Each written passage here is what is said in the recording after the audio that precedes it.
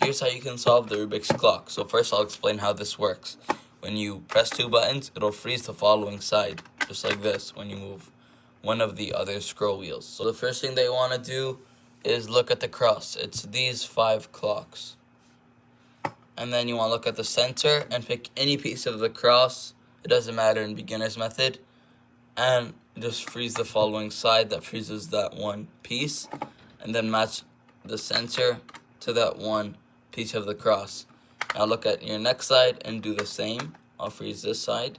Match the center piece to that piece. And make sure to unpress the buttons after you're done with the side. So I'll do this side. Match. And finally do that with the final side.